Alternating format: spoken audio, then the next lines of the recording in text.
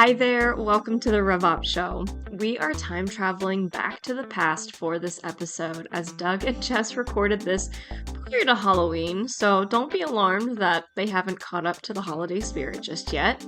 So, what can you expect today? The discussion revolves around mistakes with setting up analytics, reports, and dashboards. Doug and Jess get into the issues with having too much data to look at and how to get better aligned on the data you are looking at as a team. So let's roll into that intro music and get started.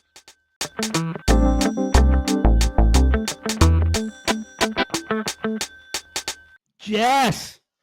Doug! Jess! Doug! Jess, what is going on today? Oh, I'm been in meetings all day. So I'm ready for this. Your fans want to know what's going on. What's going on in the world of Jess? What's going on in the world of Jess? So your birthday last week? Was my birthday last week. Went to a wedding. You got married on your birthday? I didn't. I went to a wedding, but I did not get married. You know, you should have told me you were going to say that. I could have had going to the chapel queued up. Oh, man. Too bad. Missed opportunity. My best friend, for my longest best friend, got married over the weekend. How long is he, Jess? How long is he? Very long. Yeah. How long is your average friend? How long is my average friend? Oh, yeah, we're not doing this. 68 inches? Exactly. Rangers. You tried to avoid oldest. You tried to avoid my oldest friend. I did. You just walked into I did. Just trying to avoid smart aleck remarks and didn't succeed at all. Nope. Rangers are in the World Series. I hope they don't break my heart. The New York Rangers are in the World Series? I didn't know that was possible. 100%. Up 2-1. As we are recording this episode, the Up Texas 2-1. Rangers are leading the Arizona Diamondbacks 2-1. They are. Happy Halloween, by the way. Happy Halloween. It's a Halloween. It is hollow. It is a hollow day. Do you pass out candy, Doug? Or do you turn all the lights off in the house? So you're actually you know how salty I am about Halloween, don't you? I don't know that we've ever talked about how salty you are about Halloween. No. Oh yes, we have. Okay. So I'll admit I become a get off my lawn. So you're a curmudgeon. I used to love Halloween. We used to love Halloween. We gave good candy too. Mm-hmm. So you remember we had Darby. Oh yes, that's legally a vicious dog. Yeah. We had people who came onto our yard and fucked with her. Yeah. And that's right. So like we had to do a whole bunch of stuff. Yeah. I remember when I called one about, what was it? We called, someone literally came up to the top of our yard. Mm-hmm. Darby was sleeping, and you know how dogs sometimes sleep on their back. Yep. Right. And so I'm pretty sure she tried to pet her. Mm-hmm. And Darby would, like, if you arose her, especially when she was on her back, she'd flip like really fast. Yep. It would freak me out sometimes. Little girl fell on top of the dog because I heard the dog whelp. I heard Darby whelp. Then I heard her. I heard the girl whelp. And I felt really bad for her and everything. But then that became a mess. And then people started, like, we had people telling us that you need to get rid of your dog. Yeah. And you remember Darby. I met Darby. Darby's like the most lovable dog you've ever met in your life. I got to the point, I'm like, you know what? I mean, I remember when I called the insurance company and I'm explaining what happened, the insurance adjuster, just because I wanted to be prepared, goes, oh, so she did her job. Yeah. Right. And so, I'm not, I opted out of Halloween at that point. I'm like, you know what? If the neighborhood's going to be. Yeah. By the way, the other thing that happened on that was she actually went on a dangerous dog list. I remember this. And so apparently there's like a list, like a sex offenders list. Ah. So it's like our address, there's like a GPS with dots of where dangerous dogs are. Some new family came to the neighborhood. Danny's talking to the mom and the daughter comes up and goes, Mommy, isn't this where the dangerous dog is? Oh my God. I'm like, holy cow. That's funny. Yeah, so it was. Yeah, so it's a salty. I didn't mean to. I It's didn't a mean to salty get day you. in the end. I I didn't thought mean you to get knew you that. I going. thought, yeah, I was like, No, I didn't know that about Halloween. yeah, I don't remember would have talking said about something it. to you. So what about you, Jess? What are you going as? I'm going as a tired mom. That's what I'm going as. So you now, do you chaperone the kids or you just let them go? We chaperone them. I don't trust people. So yeah, that's the part of me that's real paranoid. Do you trust? Are you worried that like they're going to put razor blades in their candy or something? Exactly. That's what I'm. No, I'm worried. I have an unreasonable fear that somebody's gonna, maybe reasonable. Who knows? That somebody's gonna take them. So no, I chaperone them. So like depending upon the day, are there days that you wouldn't chaperone them? Exactly. No, no, Do you did you ever do you remember the do you know the short story, old short story, The Ransom of Red Chief? no. So these people kidnap this kid, this rambunctious kid, and to try to ransom him. And the kid's obviously, is a terror throughout everything and goes through this process. And it finishes with the kidnappers offering to pay a ransom if the parents will take him back. Yeah, yeah. There are some days I feel like that's a possibility. So you chaperone them. So do you chaperone them, or does husband chaperone them? So Juan's probably gonna take him. Now does Juan get in costume, or No, is he just going as an exhausted dad? Juan. So Halloween is not his thing. Like he's fine with it, but I've never actually seen him get into costume other than like me Shouldn't forcing the him to. chaperoner also have to go in costume? In I real agree. costume? I agree. I'm going to talk to him And about this when he gets home. and it actually wouldn't be hard for him. Does he have No. like a long coat that you might wear over a suit, something like that? Yeah, probably. So he could just Yeah. wear that without putting his arms in there and his lightsaber. That's true. Yeah, you know what? That would be Problem legit. solved. That He would that would probably mean be all about that. He would probably yeah. be all about that because he'd get to bring his lightsaber. Be about And he that. could say, Oh my god. Oh my god. does he do that when he moves it around when he takes that? Does he make the sound? It makes sound effects. It makes sound effects when you the ones that we have they make sound when you move them. Oh, that's no fun if you don't make the sound. Okay, well I'm sorry, but we have fancy ones. I don't know what to tell you. What's Juan's take on Spaceballs? Oh, he loves Spaceballs. Yeah. It's just hilarious. Does he do the ring? Saber? Oh yeah, I remember that now. I was gonna say I don't remember that part, but yes, I do. Yes, he's done that before. And so, what are the girls going as? So Isabella's going as a Day of the Dead dancer. I don't know where the hell this came from. This was all. I mean, I collect dolls, but like this was all her idea. Jerry Garcia, someone who dances with Jerry Garcia. Sure. Or dance with Jerry Garcia. Sure. Yeah. 100%. Or Coco, if you've seen the movie Coco. So she's going as like that. And then you know that I know nothing about Day of the Dead. I know you do. I know you do. And the other reference, you're not going to get it all because you don't have little kids. My younger one is going as a character from the Disney movie The Descendants. She's going as Audrey and Audrey's the bad guy, but Audrey also wears pink. So, and she gets to wear a wig. I thought the bad guys wore black. I thought that's what the kids thought. Or they drove black cars. They drove black cars. That's what Isabella thought. She thought you were a bad guy because you drove a black car. That was Isabella. So that's what they're going as. So neither of them going as Taylor Swift. No, actually, now that you bring that up, I'm shocked that Isabella's not going as Taylor Swift.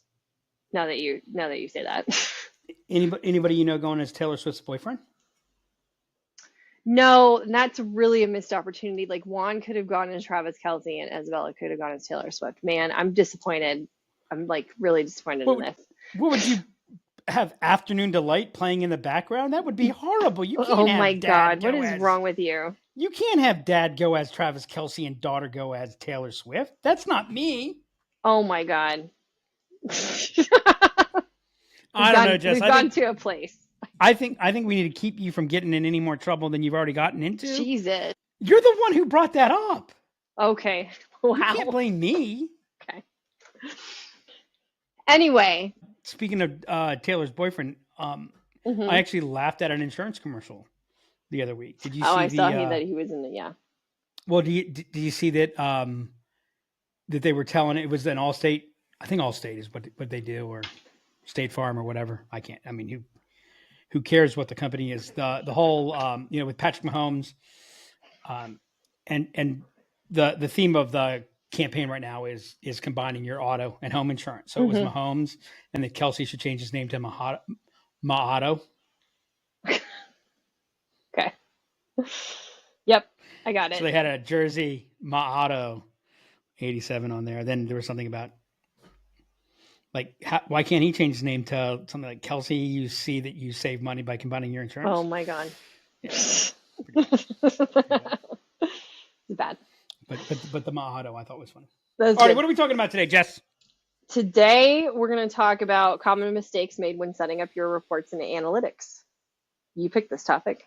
So we'll talk about common mistakes, but I think what we're really going to get to today is have you noticed that the more and easier reporting becomes, the less efficient and more expensive? I just had a scary thought. I thought I had forgotten to hit record, but we're good. No, I knew you were recording. The like you get the opposite of what you should get. Have you noticed that? Like I have, yeah. Yep. So that's what I want to talk about today. Why that is. Okay. So but I don't want to go right there. No. Because we've got to give your fans the experience that they've come to expect. So let's take a step back. Let's start with what is the goal of reporting, metrics, and analytics? What do you think? What do you think the goal is?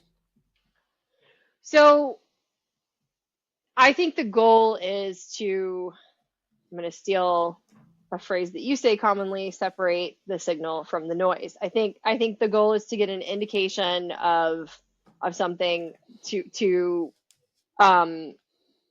I think you're looking for something that's actionable, that will prompt questions and will give you insight into what's going on. I think you're looking for a picture of what is going on. That's what the goal with reporting is. And that could be what's going on with your sales team. That could be how is marketing performing. I think you're looking for a signal. So I think that there are two goals, two reasons why you have reporting, analytics, dashboards. And what we're going to get to is quote unquote reporting and dashboards, probably more so than analytics. Just because analytics is so much about the data conversations that we've had before. I'm sure I'll touch on it. But you're either looking, well, actually I'm going to say three. I forgot. You're looking for an intervention. You're looking for context, or you're looking for an answer to a question that connects to either an intervention or context. What do you mean by intervention? I want to know, do I need to do something so that either something happens or something doesn't happen, right? So there's an action that I want to take. Or by the way, I also want to know, do I not want to do that? Right. Right.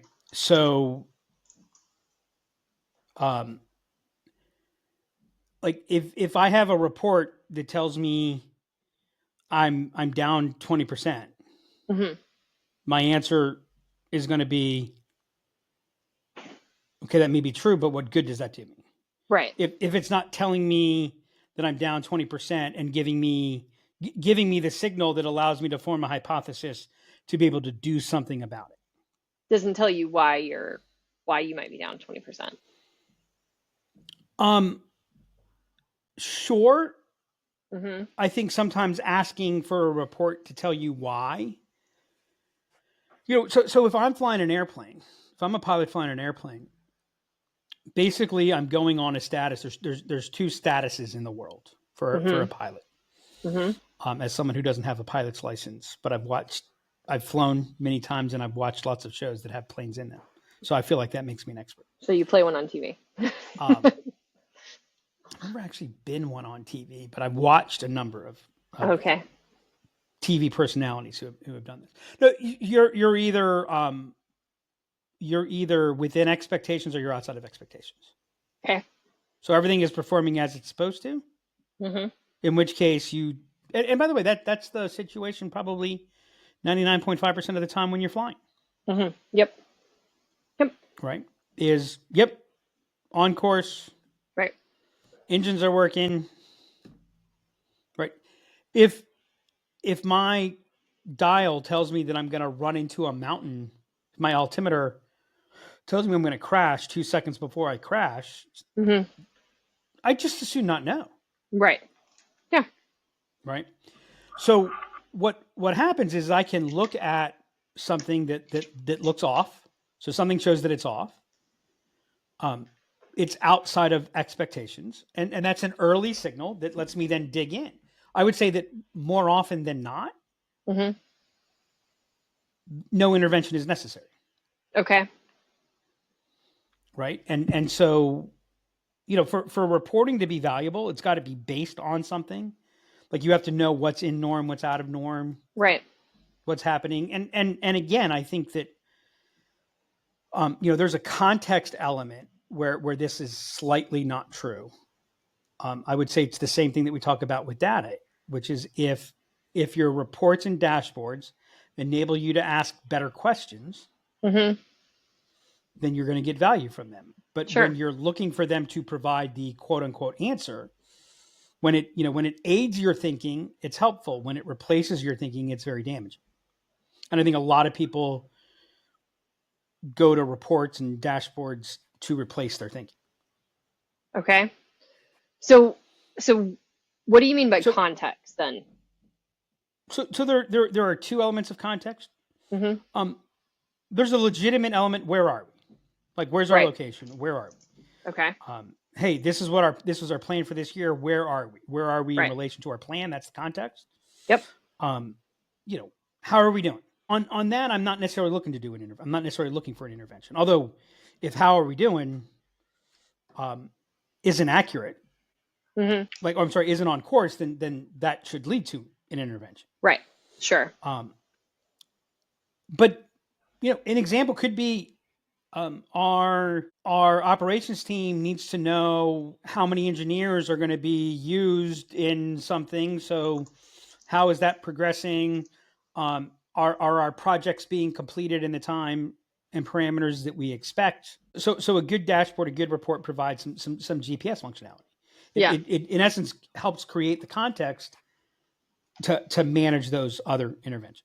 And then when you say answer to a question, like what so because you had said earlier you're not necessarily looking for an answer. So Well, I said when they give you, like, I don't know that I necessarily expect it to tell me why I'm behind. okay. Mm-hmm. But I might go, hey, we have an initiative that we're, we had a, we have an initiative that we're going to take this action and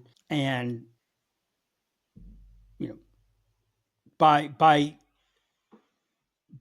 adding additional meetings, it will give us time to dig deeper, which will Right. enable us to increase average sale and increase our close rate.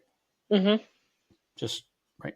So I'm going to have questions as we go through that. Sure. I might look at, maybe I want to know when the situation looks like this, what do we look like? So one Right. of the problems with a lot of reporting is reporting left to its own reports averages.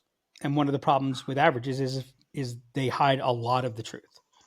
So averages are factually correct and oftentimes completely wrong. Yep.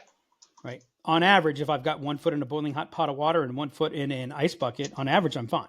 Right. So we're looking at our average sales value and everything's coming in fine, except that we've got 2 sales Mm-hmm. that have disproportionately skewed our numbers north. Right. So the reality is there's really a degradation of average sale value that's happening. So as we're talking about reports, you mentioned that we would hit on dashboards. So what makes a good dashboard? So a dashboard a dashboard, I think the main, like a job to be done. So as an example, I have a dashboard that is that is my primary context dashboard for our growth side, right? So I can see how are we doing relative to key benchmarks. I have a dashboard that's designed for me to be able to see trends. Mm-hmm. I have a dashboard that allows us to see where are things, where are we from an implementation standpoint.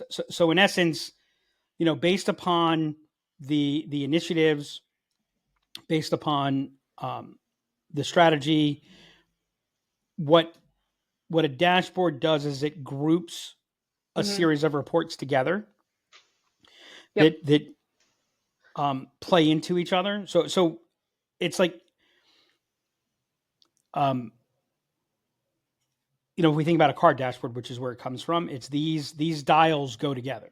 Right. And so there's so every dashboard should have a very clear purpose. And do you think I know we're going to get to common mistakes, but do you think that that's a step that gets skipped frequently when you see dashboards being developed? Yes. Frequently, if I would say it's far more the exception that it's done than it is the rule. Do you think it's just because people are like, I like this report, I like that report, we're going to put them together? Or I think that answering why is a really hard question, and so it takes thinking, and if you use data correctly, if you use metrics correctly, they give you greater clarity and less certainty. What do you mean by that? So a good report, and if you look at BI, and by the way, I had my brother yelling in my head as I was about to say something, so I was changing what I was saying as I heard my brother yelling, who has a BI company. Yeah. And it's like, I think we've talked about this with forecasting, right? A lot of people, my favorite thing is people reach out to us regularly, and one of their primary motivators is our forecasting isn't accurate. We need to improve our forecasting. And the reason that their forecasting isn't accurate, like my favorite, we need to improve our forecasting so we can report to the board.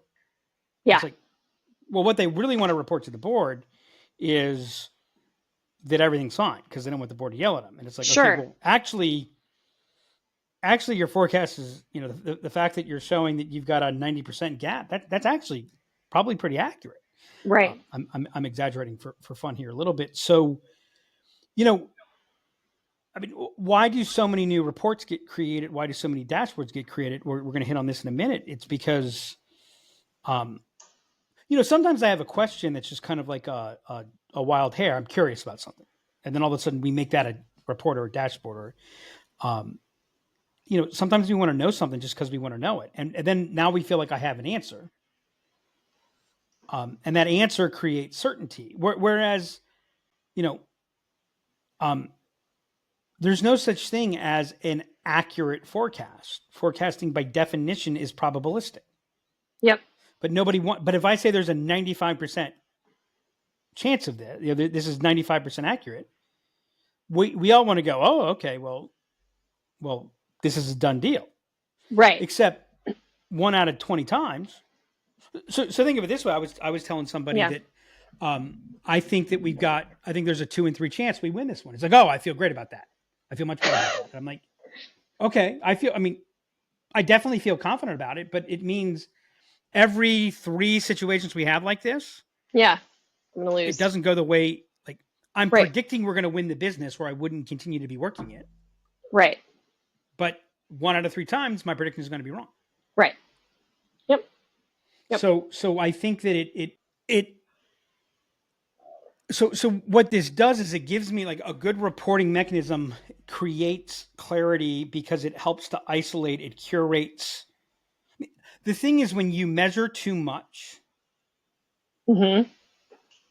I actually think it's worse than not measuring enough. I didn't used to think that, and I don't know that I'm ready to firmly commit to that statement, but So why do you feel that way? Why do you feel like measuring too much is worse? So you're not supposed to ask me questions that I haven't thought about. So it goes back to signal versus noise. Mm-hmm. You know, let's say I have 5 different schemas that are all effective, Okay. but they all get to where they get to on a different path. Mm-hmm.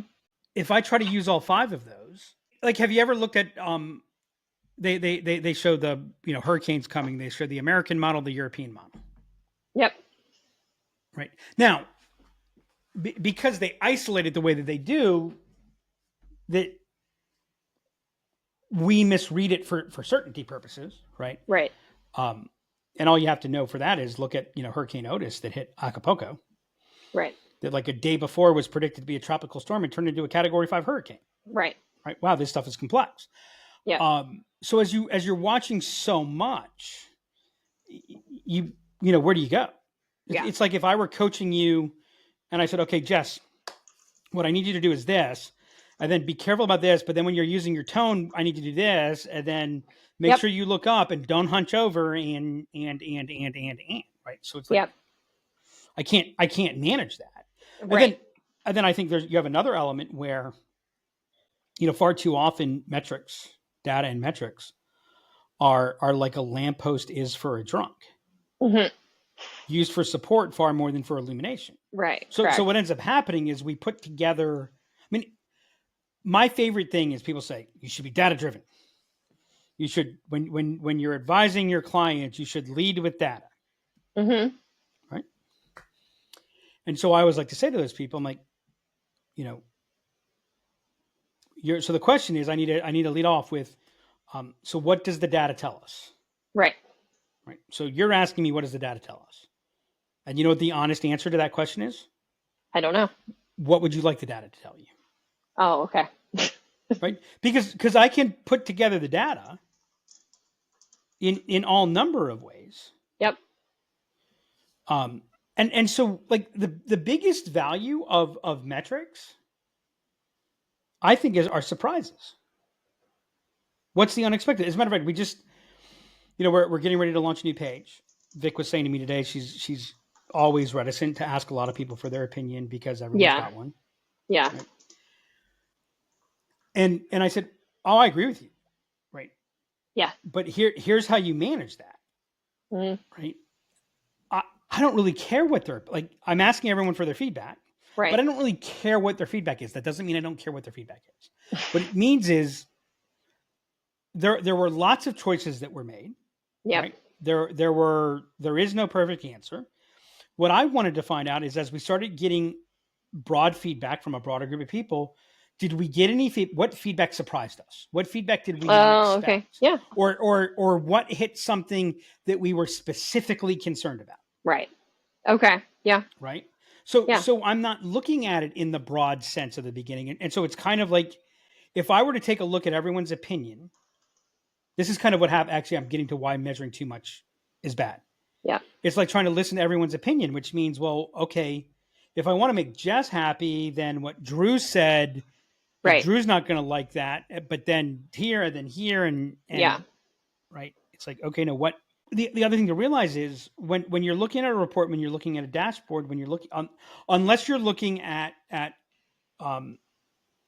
you know, lagging indicators, right? Like how much revenue did we do this month? right, Right. That is reality. That's how much revenue we did this month. Yeah, sure. It doesn't necessarily do you a lot of good after that, other than maybe I know, do I have enough to pay the bills? Right, exactly. But everything else is not reality. So what does the pipeline look like? That's not reality.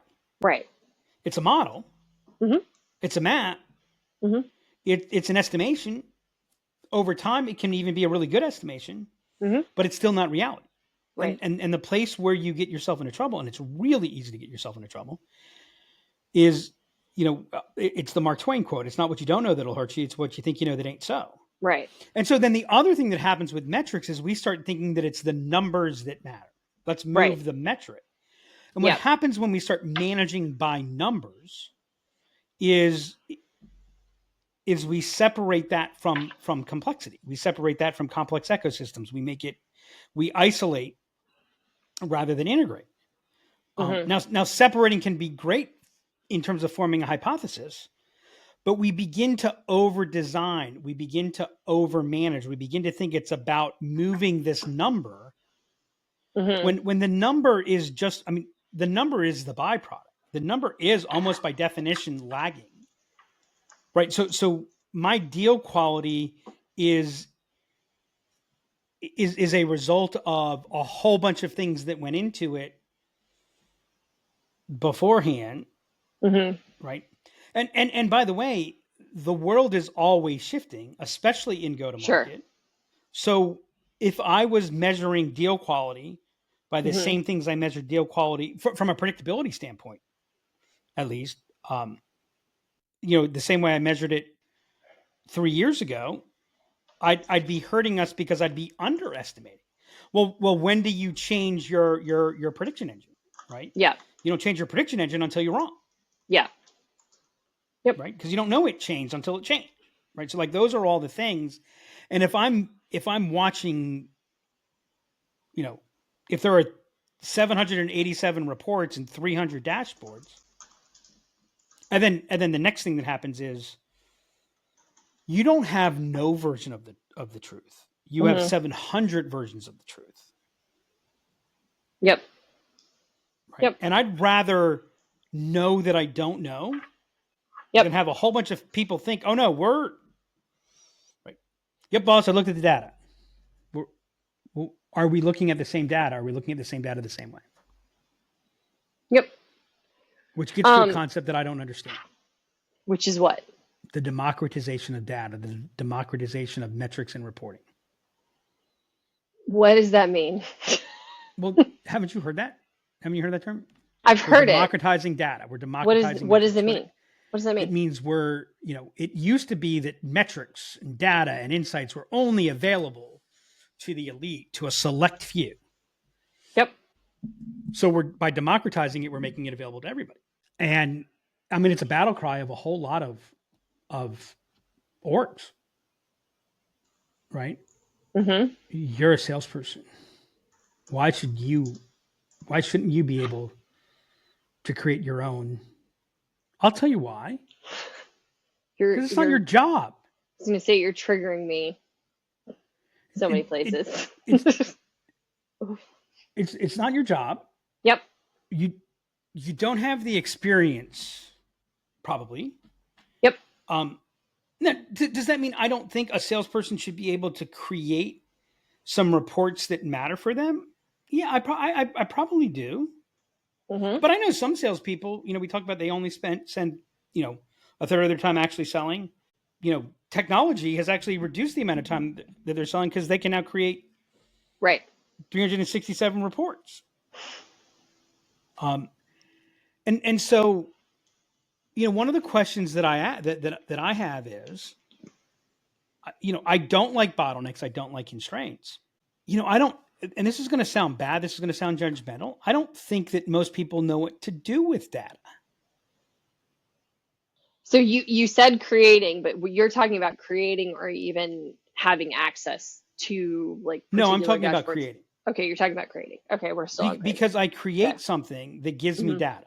Yep. And the difficulty with that is now I have all this data. Well, every time I look at data, I don't think humans are built to be good with data. No. Because every time we look at data is an impulse. Meaning I have the impulse to do something with it? No, it gives me an impulse. It's a stimulus. Data is a stimulus. Okay. Sorry, data is a stimulus. Okay. So if I give you a stimulus, if I say, look at this. Yeah. Yeah. You're going to look for something to do. Yeah. When I was managing people's money, which was very data driven, when I was coaching baseball, which was very data driven, we get a whole new set of data and it's like, okay, what do we got to do? Right. And the hardest thing was, what we have to do? Nothing. Nothing. Yeah. It goes back to, one of the first conversations. I think this is actually the time that you said, this is where I want to work. I think this is when you decided you wanted to work here. Yep. Our first 90-day review. And I said, Jess, I got some really good news for you.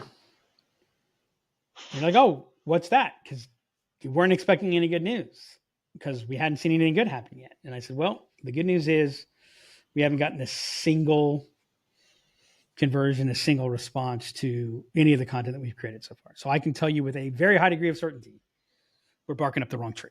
Yep. Right. We are biologically programmed to do. We're adders. Yep. And as we add and add and add, we just create more and more complication. We create complexity for the sake of complexity. Yep. It's not the intent.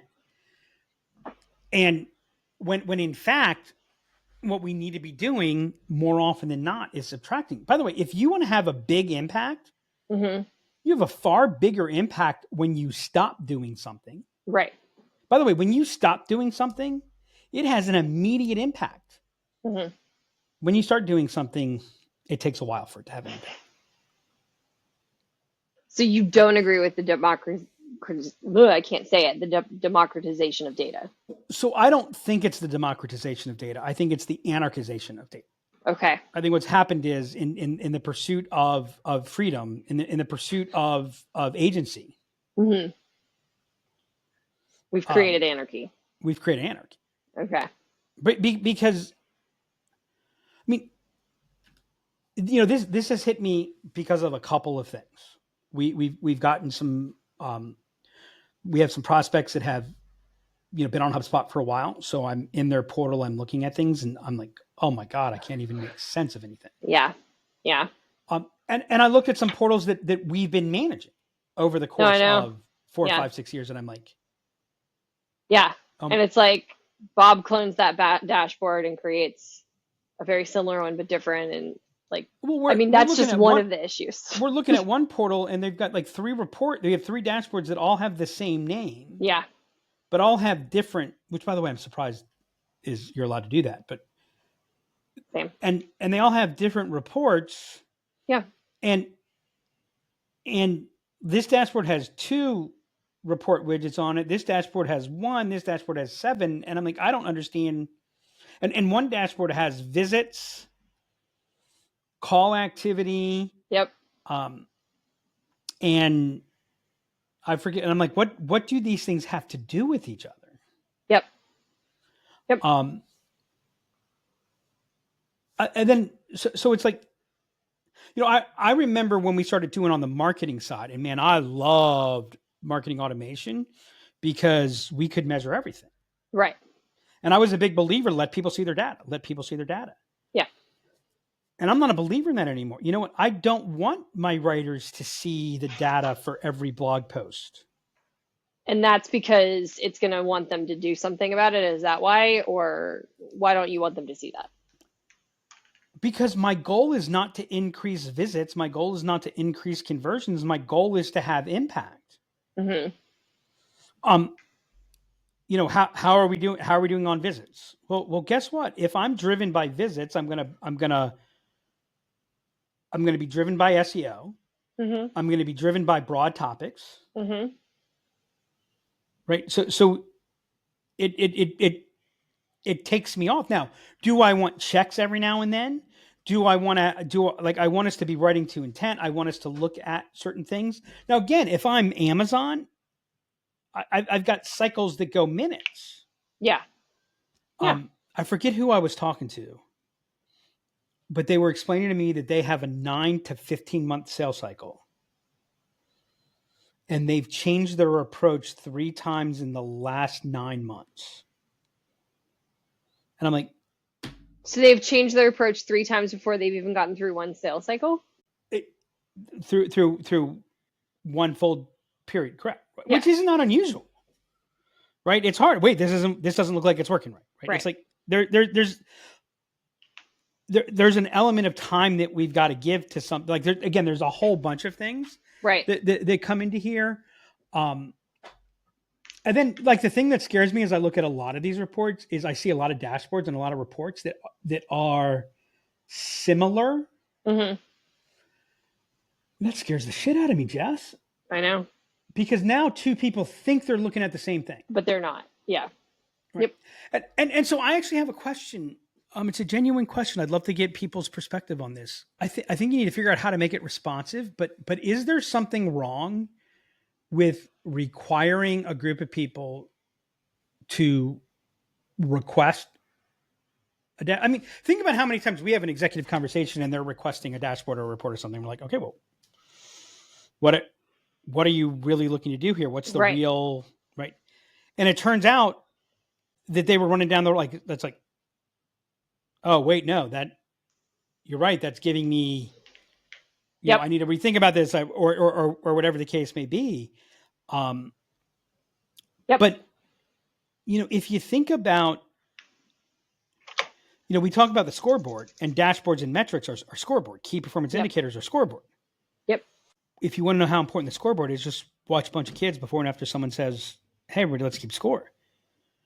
So if everyone's keeping their own score, Mm-hmm. how are we going to scale? You can't. Right? Yeah. One of my favorite quotes on mastery, I think at least I saw it was attributed to Bruce Lee. And he said, I do not fear the man who knows 2,000 kicks. Mm-hmm. I fear the man who knows one kick and has done them 2,000 times. So, Yep. so rather than this whole spraying out of dashboards, the company we were talking to yesterday have, I saw as he was showing us 50 of 50 dashboards used. I'm like, do they really need 50 dashboards? Do they really need 50 dashboards? No.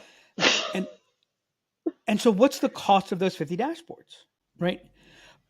When's the last time, like we want to do, like one of the things we try to do is dashboard audits and report So we're doing that with that company that you're talking about right now. But again, because there's no genesis of where this got created. It got created by 17 people. Yeah. And that's if you're the lucky, problem it's we're only having. 17 people. Yeah. Why did you do that? But it was created by 45 people, and 2/3 of those 45 people aren't there anymore. Right. Exactly. Yep. And so I'm just seeing that like it just creates a whole lot more noise. Mm-hmm. It's the antithesis of alignment. So yeah, that's where I think reporting and dashboards go wrong. They suck up more time. And they create more confusion. All right. So how do you get the most out of your reports and dashboards? We talked about what not to do. I think we hit on several common mistakes, but how do you get the most out of your reports and dashboards? You need to have, I mean, they come from strategy, Mm-hmm. right? Which again, not from the strategic plan, they come from the strategy. Right. There's a strong hypothesis or job. There's either a hypothesis that's supporting the reports, or there's a job for the dashboard. And by the way, when I look at when I look at our sales overview dashboard on an ongoing basis, I do ask the question, okay, this is supposed to give me a good, accurate, quick picture of how are we doing? And so then is it still giving me that?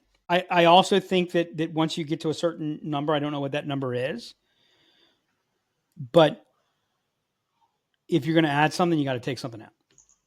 It's matter like what you're probably in a good place if most companies are probably in a good place that for any report they add, 2 need to be subtracted.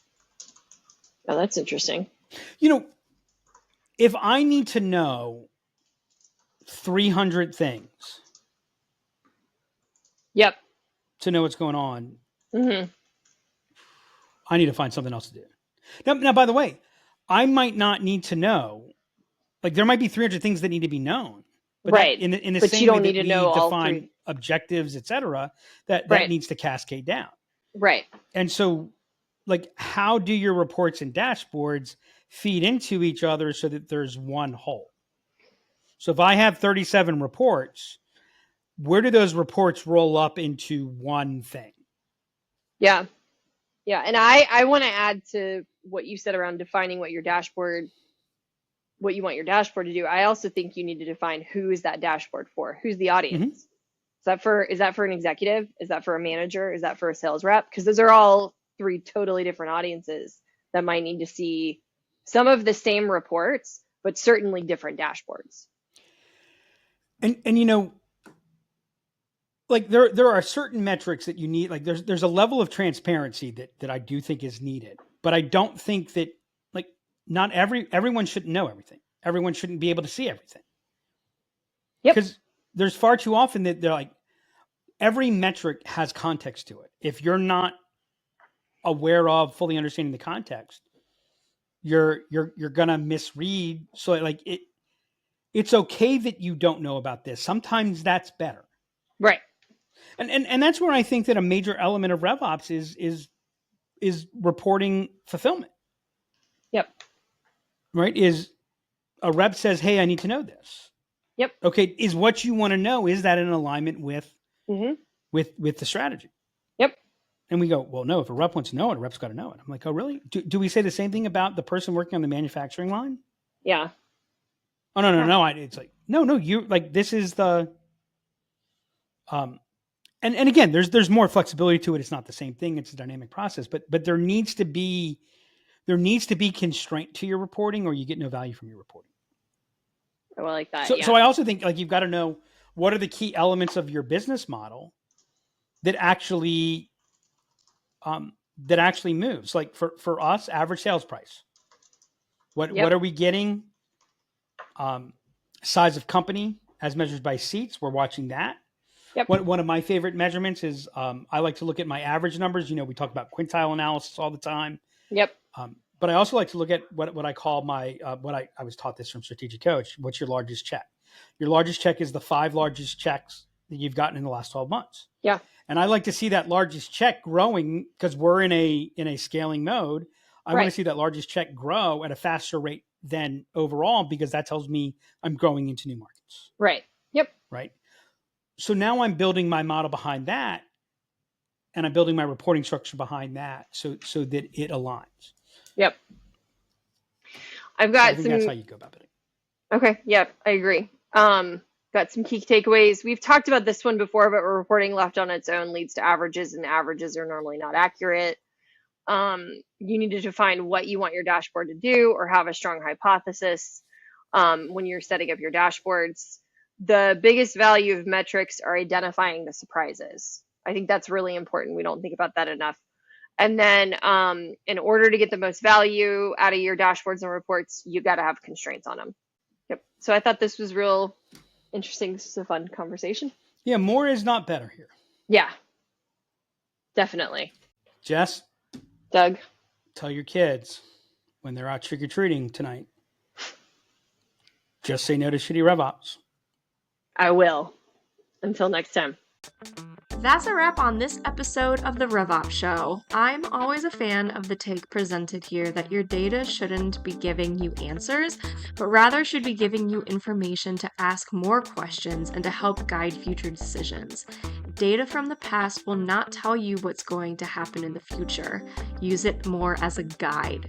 If you enjoyed this episode, please make sure to go subscribe on Spotify or Apple Podcasts or wherever you happen to listen to us. We'd really appreciate it if you left us a review and shared our episode. If you have any questions you would like to ask Doug or Jess about reporting, dashboards, or analytics, email me at hannah@liftenablement.com or hit us up on formerly Twitter, now X, @DemandCreator, or LinkedIn @Lift Enablement. Until next time, just say no to shitty RevOps.